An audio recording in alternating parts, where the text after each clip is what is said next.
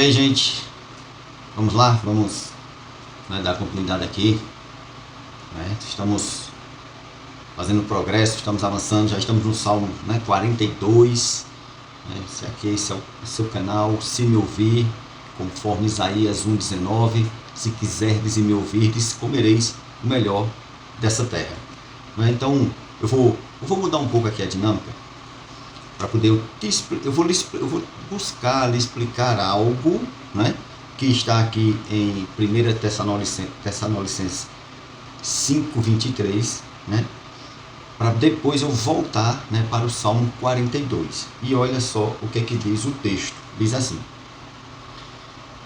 que o próprio Deus da paz vos santifique inteiramente, que todo o vosso espírito, alma e corpo sejam mantidos irrepreensíveis na vinda do nosso Senhor Jesus Cristo. Olha a recomendação, que aqui no caso o apóstolo Paulo, dá, com relação ao desenvolvimento, da nossa vida em Deus. E aí, a gente vê nesse texto, uma revelação de Deus para a nossa vida, que nós somos o quê? Um ser trino. Nós temos uma alma, temos um espírito e habitamos num corpo físico. Então, por isso que ele diz que o nosso corpo seja, espírito, alma e corpo sejam mantidos irrepreensíveis. Não é apenas uma questão, de desenvolvermos o nosso corpo físico. Não é apenas uma questão de desenvolvermos apenas o nosso intelecto, o nosso raciocínio, que é a nossa alma que interage, por meio do corpo com esse mundo físico que nós entendemos. E também não é uma questão apenas de alimentar o nosso espírito, alimentar o nosso espírito de uma forma que nós venhamos a negligenciar, as outras duas partes, que seria o corpo físico, e a nossa alma, que é o nosso intelecto, que é o nosso racional. Por que eu digo isso? Porque muita gente justamente cai, num senso comum, nos exageros da vida, e aí a vida dele é academia, ou seja, o físico dele 100%, mas o intelecto zero. O espiritual ele nem sabe que tem, ele nem sabe que existe. Ou o intelecto ele é muito racional, ele é muito inteligente, ele é muito isso, e aí a pessoa que se baseia no racional, no conhecimento natural, naquele conhecimento, no conhecimento do mundo, conhecimento português, matemática, física, química, o ramo do direito, da medicina, isso aí é um conhecimento. Ele tem o seu lugar? Tem. E aí a pessoa se apega e ele fica muito racional. Tudo dele tem que ser explicado, e respondido por meio da razão. E aí tem o outro, os outros que é a questão espiritual, ou seja, tudo é espiritual, tudo é espiritual, tudo é espiritual. Chega até o exagero de muitas vezes querer, vamos dizer assim, entre aspas, morar dentro da igreja. Se enclausular dentro, da igreja, se isolar do mundo, se isolar, de todos. E aí isso é um extremo. E por que eu quis justamente começar por esse texto, para nós conversarmos sobre o Salmo 42? Porque os salmos, como um todo, você percebe, nós estamos no 42. Quem vem acompanhando, que o propósito é justamente aquelas pessoas que consideram que é difícil, que não compreendem a Bíblia, que não faz muito sentido. Olha, a descoberta, a revelação, de Deus que está na palavra, que Deus quer confiar, que Deus vai entregar a você, só você pode buscar. Porque a mensagem que você tem nesse mundo para divulgar, da parte de Deus, só você pode divulgar. Nenhum outro vai te substituir, porque cada um tem a sua mensagem. Por exemplo, eu tenho a minha. Eu já descobri a minha mensagem. Aquilo que Deus me inspira, aquilo que Deus me impulsiona. Por quê? Porque na palavra, a palavra manifesta a multiforme sabedoria de Deus. Então Deus ele não é como nós, que somos limitados. Mas Deus nos dá o seu conhecimento, e no conhecimento que Ele nos dá, Ele nos impulsiona para nós vivermos a totalidade daquilo que Ele tem para nós.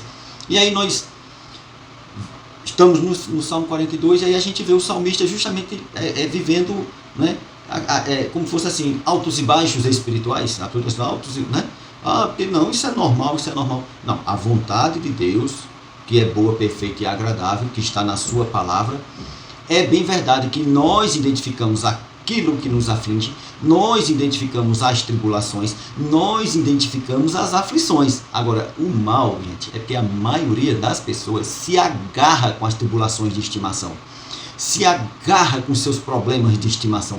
Tem gente que chega ao cúmulo de dizer assim: eita, a minha dor de cabeça já está voltando. Se ela é sua, claro que ela vai voltar, né? Ela é sua, você está dizendo, a minha dor de cabeça. A minha dor nas costas. Pronto, é a sua dor nas costas. Mas aí a Bíblia fala que Deus, Jesus, levou sobre si todas as nossas dores e enfermidades. E o castigo que nos trouxe a paz, ou que nos traz a paz, estava sobre ele, sobre Jesus, na cruz do Calvário. E sobre as suas pisaduras, nós fomos sarados. Mas aí, escutar um texto desse e sentir uma dor, aí as pessoas vai para o natural e diz: não, minha dor de cabeça, né? Minha dor nas costas, né? Minha dor nos rins. Ou seja, ela potencializa aquilo que é físico, mas não é a vontade de Deus. Não é a vontade de Deus, porque Deus ele não tem doença para dar para ninguém, Deus não tem males para dar para ninguém. Então o salmista aqui, né, saindo dessa vertente assim, né, de doença, tudo, mas o salmista percebia tudo aquilo que o afligia e trouxe para o texto e botou no papel. Agora, por que o salmista botou? Ele disse: eu vou reproduzir. Aí eu vou viver no mesmo sentimento, né, que o salmista viveu. Não, a Bíblia diz que nós devemos ouvir de tudo e reter o que é bom. Então, a palavra, você vai entender ela de forma positiva e de forma negativa. Vai ter coisa que você vai fazer, mas também vai ter coisas que você não irá fazer. Então, quem é que vai te dar esse norte? Quem é que vai te dar essa percepção? O Espírito Santo, que vai te ensinar. Porque se Jesus disse que ele era a imagem perfeita do Pai, que ele só fazia aquilo que o Pai o mandava, que ele aprendeu com o Pai fazia e ele reproduzia. E aí, como é que a gente vive isso aqui? Não é? Porque a gente resiste ao diabo, mas a gente se sujeita a Deus. São os textos bíblicos. Eu prefiro ficar com a alegria do Senhor. Eu prefiro ficar com o regozijo do Senhor. Mas você fala isso porque você não tem problema. Não, você tem os seus e eu tenho os meus. Né? Os problemas que todo dia bate à porta, eu reconheço, eu sei onde eles estão, entendeu? Mas eu não dou as costas. Eu não faço vista grossa. Muito pelo contrário, eu vou buscar justamente quem vai me ajudar. Eu me associo com quem pode me ajudar. Né? E vou lá e venço e encaro as situações. Então, olha o Salmo 42. Né? Aí é o desejo do salmista, o rasgar do coração do salmista aqui. Né? Esse louvor virou até um louvor, porque é tremendo. Né? Porque ele diz assim: como a costa supira pelas águas, assim por ti, ó Deus, anseia a minha alma. A minha alma tem sede de Deus, do Deus vivo. Né? Quando poderei entrar apresentar-me a Deus? Minhas lágrimas. Aí ele começa: minhas lágrimas têm sido o meu alimento de dia e de noite, porquanto me questionam o tempo todo: onde está o teu Deus? Temos que ter convicção. É como eu disse, aqui o salmista ele não tinha a Bíblia. O salmista ele não tinha o Espírito dentro dele. O salmista não tinha, os mais variados ministros, homens de Deus, para te inspirar, para te impulsionar. O salmista não tinha sequer igrejas. Né? Como hoje eu falo igrejas, porque igreja hoje é só o que tem, para te inspirar, para te impulsionar. Mas ele começa dizendo que a alma dele tem sede de Deus, anseia por Deus, que busca a Deus. Né? Mas ao mesmo tempo, né, no mesmo texto, diz que as minhas lágrimas têm sido, né, o meu alimento. Ou seja, aí ele começa, né, como que uma expressão, né, uma revelação, como fosse de uma angústia, né, de algo que estava o incomodando. Mas, gente, aí a gente volta, né, principalmente que a palavra ela vai sempre responder tudo, ela não se contradiz. Essa era a experiência do salmista. Aí, as pessoas elas querem repetir experiências, entende? Mas as experiências elas são pessoais. As experiências elas não são referência para que nós venhamos a reproduzir. Aquilo que um viveu não quer dizer que o outro vá viver igualmente. E olha que geralmente só se reproduz as más experiências. Quando eu digo as más experiências, é justamente a questão do lamento, do choro, porque choro não muda Deus. Desculpa eu dizer, o choro não muda Deus. A tua indiferença, como se Deus quiser, não muda Deus. O que muda Deus, o que agrada Deus, o que impulsiona Deus, né, ao teu favor é fé. É fé na palavra. É o que agrada a Deus. Né? Porque um coração sincero e contrito, Deus não rejeita, porque Deus sonda o nosso coração. E aí a gente quer usar, justamente como eu disse que o ser humano é um ser trino, nós queremos usar, né, dos atributos naturais, né, justamente o choro, o lamento, a carinha, o denguinho. A gente quer usar desses, né, desses atributos, desses requisitos, né, para, como dizer assim, não, Deus vai se lembrar de mim porque eu estou num lamento tão grande. Não, Deus vai se lembrar de você, sabe, quando você agir em fé. Deus vai lembrar de você quando você se posicionar em viver a palavra. Em viver a palavra. O choro dura uma noite, mas a alegria, ela vem pela manhã. Eu creio. Você crê que o choro ele dura uma noite? Ou seja, o choro ele dura um momento. Chorou que tinha que chorar? Bate a poeira, arruma o rosto, olha para dentro, para aquele que te fortalece, sabe, para aquele que te conduz, sabe, olha para Deus, porque o teu socorro vem do Senhor, porque a alegria vem pela manhã. Ou seja, na manhã, gente, é renovo, a terra se renova, o ar se renova, tudo se renova, é um novo dia, é uma nova oportunidade, é uma nova oportunidade. A Bíblia diz que cabe a cada dia o seu próprio mal. Existe o mal no dia? Sim, existe. O mundo jaz no maligno. O mundo vive no maligno. O mundo se desenvolve por meio dos princípios do diabo. E nós, como igreja do Senhor, aqui, né? Aqui nesse mundo, Jesus já disse, eu não vim trazer paz, eu vim trazer espada. Ou seja, eu vim trazer, como assim, eu vim trazer divisão. Filho contra pai, pai contra filho. Né? Os vossos inimigos serão da sua própria casa. Por quê? Porque quando nós nos posicionarmos para Deus, sempre vai se levantar alguém que vai resistir. Aí eu te pergunto, você vai ficar com Deus? Ou você vai agradar o mundo? Por isso que é importante nós estarmos alimentados no Senhor, nós estarmos firmados na sua palavra, porque a sua palavra vai nos dar resposta, amparo, vai nos dar graça, vai nos dar tudo. Porque, pensa comigo, somos salvos por meio de Cristo Jesus. Aí eu te pergunto, se nós somos salvos, quem pode o mais, pode o menos? O que é que está abaixo de salvação? O que é que está abaixo de salvação? Tudo que estiver abaixo da salvação está resolvido.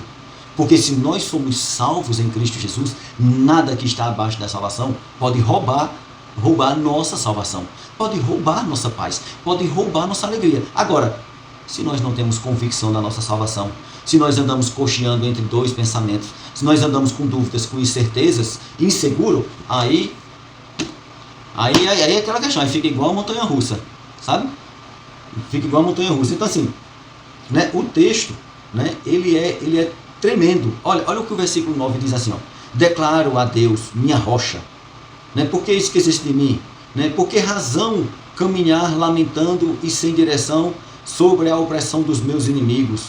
Né, como uma espada, né, que perfura meu corpo e atinge os ossos, é a aflição produzida pela zombaria dos meus adversários, questionando-me sem parar, onde está o teu Deus? Você tem que saber, porque eles estão perguntando, talvez porque eles não estão vendo Deus na sua vida. Porque quando você estiver manifestando Deus, na verdade, Jesus disse assim, olha, se me perseguirão a vós, agora se me ouviram, vos ouvirão. Gente, para nós, seres humanos dessa geração, né, nós aprendemos uma frase que muitos conhecem: as palavras, elas conduzem, mas o exemplo arrasta. As pessoas vão ver em Deus na nossa vida quando nós cumprirmos a palavra, quando nós buscarmos dar o exemplo, quando nós realmente, né, nos posicionarmos. Sabe por quê? Porque aquele nosso colega de trabalho, nosso amigo, nosso vizinho, as pessoas, eles vivem a vida, não é? Às vezes até assim, não, é crente, não, é crente, é todo diferentão, é todo esquisitão. Mas quando ele tem um problema, sabe quem é que ele chama? Você, para orar. Se você for um crente, fiel, verdadeiro, posicionado, né? Ele vai, porque ele sabe a vida que ele leva e ele sabe a vida que você leva. Ele só não tem coragem de viver a sua. Mas quando ele passa por dificuldade, quando ele passa por aperto, ele procura você, não procura? Para você orar, né? Para você, né? Você dar uma palavra para ele, você pregar o evangelho, pregar, porque ele não pede, ei, prega para mim, ele não diz assim, prega para mim. Mas ele chega ali e vai contando sua vida, contando sua dificuldade, e você chega com a pregação do Senhor, justamente trazendo luz, trazendo solução. Agora, ele abraça se ele quiser, sabe por quê? Porque muitas vezes ele está buscando só aquela solução momentânea.